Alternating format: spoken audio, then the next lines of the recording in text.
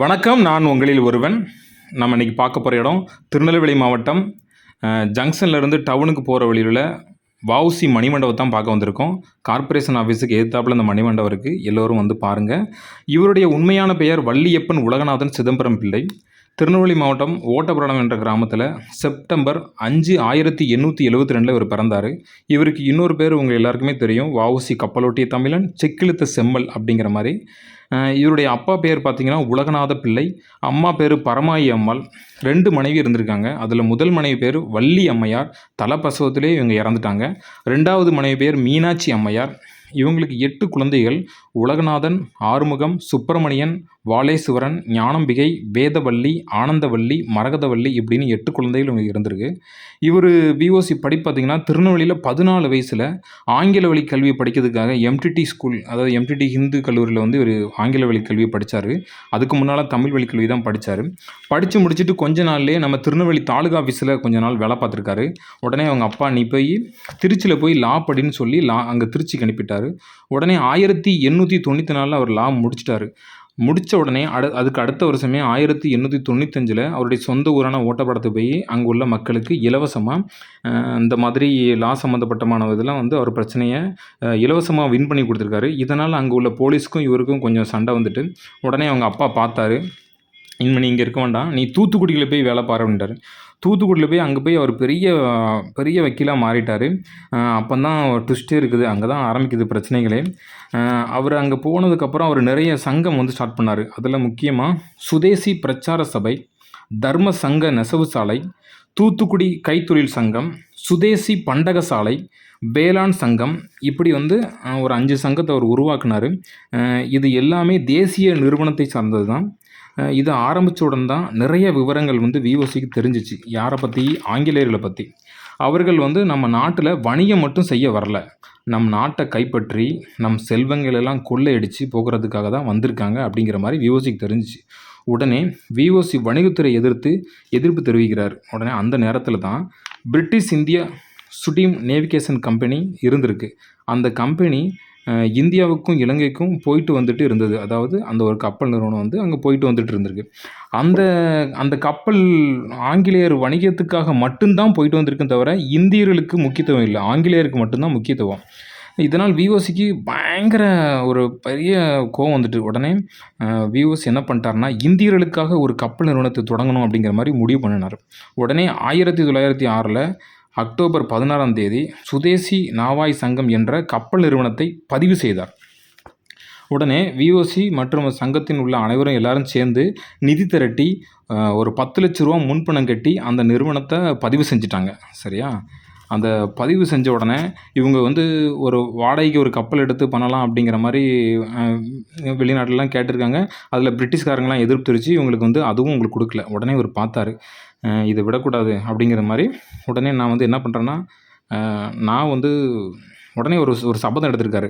நான் வட இந்தியாவுக்கு போய் நான் ஒரு கப்பலோடு தான் நான் வருவேன் அப்படிங்கிற மாதிரி ஒரு சபதம் போட்டு சென்று அவர் ஒரு வீர வசனத்தையும் அவர் சொல்லியிருக்காரு. திரும்பினால் கப்பலுடன் திரும்புவேன், இல்லையெனில் கடலில் விழுந்து மாண்டு போவேன் அப்படிங்கிற மாதிரி ஒரு வசனத்தை சென்று அந்த சொல்லிவிட்டு அந்த அளவுக்கு போயிட்டார். போன உடனே அதே மாதிரி சபதத்தெல்லாம் வென்று அது பல ஊர்களுக்கெல்லாம் போயிட்டு பல இதெல்லாம் ஒரு மாதிரி அந்த கப்பலை வாங்கிட்டு வந்துட்டார். ஒரு 2 கப்பலை வாங்கிட்டு வந்திருக்காரு. சபதத்துலேயும் ஜெயிச்சு 2 கப்பலை வாங்கிட்டு வந்திருக்காரு. அந்த கப்பல் பெயர் தான், ஒரு கப்பல் பெயர் வந்து காளியோ, 2வது கப்பல் பெயர் வந்து லாவோ. இந்த கப்பல் பார்த்திங்கன்னா இந்த வணிக நிறுவனம் வந்து இந்தியர்களுக்காக, அதாவது அவங்க பிரிட்டிஷ்காரங்களோட இவங்க வந்து குறைந்த கட்டணத்தில் வந்து இந்த கப்பல் நிறுவனத்தை வந்து இந்தியாவுக்கும் கொழும்புக்கும் வந்து இவர் வந்து கொண்டு போய்ட்டு இருந்திருக்காரு. உடனே பிரிட்டிஷ்காரங்க பார்த்தாங்க, இவரை வந்து தேச துரோகியா அப்படின்னு சொல்லி இவரை வந்து கைது செஞ்சிட்டாங்க. அதுவும் தூத்துக்குடியில் கைது செஞ்சால் பெரிய பிரச்சனைன்னு சொல்லி வெளியே கொண்டுட்டு போய் கைது பண்ணியிருக்காங்க. 1908 கைது செஞ்சு இவரை வந்து ஜெயிலில் அடைச்சிருக்காங்க. ஜெயிலில் பார்த்திங்கன்னா பல கொடுமைகள், அதாவது தாங்க முடியாத கொடுமைகள். அப்போல்லாம் பார்த்தீங்கன்னா பயங்கரமாக தான் இருக்கும் ஜெயிலு. அதில் இவருக்குன்னு பார்த்திங்கன்னா பயங்கரமாக கொடுமை பண்ணியிருக்காங்க. அப்போந்தான் இவர் என்ன பண்ணியிருக்காங்கன்னா, காலில் விலங்கு கையில் விலங்கு போட்டு செக்கிழுக்க வச்சுருக்காங்க. அப்போ வந்து நம்ம செக்கிழுக்கிறது சாதாரண விஷயம் இல்லை. அதுலேயும் கையிலையும் கால்லையும் விலங்கு போட்டு செக்கிழுத்தா ஒரு இன்ச்சாக தான் இழுக்க முடியும். அப்படி அந்த மாதிரி இழுத்து அவர் வந்து கொடுமைப்படுத்தியிருக்காங்க. அதனால தான் அவருக்கு வந்து செக்கிழுத்த செம்மல்ங்கிற மாதிரி ஒரு பேர் வந்து இப்போ வரைக்குமே நம்ம சொல்லிட்டு இருக்கோம். அவர் வந்து உடனே அவர் அப்போ இந்த ஜெயில்ல அவர் இனிமேல் வரமாட்டார் அப்படிங்கிற மாதிரி அவர் ரொம்ப கொடுமைப்படுத்துகிறாங்க அப்படிங்கிற மாதிரி தெரிஞ்ச உடனே இங்கே உள்ள வந்து மக்கள் வந்து பயந்துட்டாங்க. பயந்த உடனே இந்த கப்பல் நிறுவனத்தை கப்பல் நிறுவனத்தை காளியோங்கிற ஒரு கப்பலை வந்து ஆங்கிலேயருக்கு வித்துட்டாங்க. மற்ற பங்குதாரர்கள்லாம் வந்து பயந்து போய் அவங்க வந்து இந்த இடத்த விட்டே போயிட்டாங்க.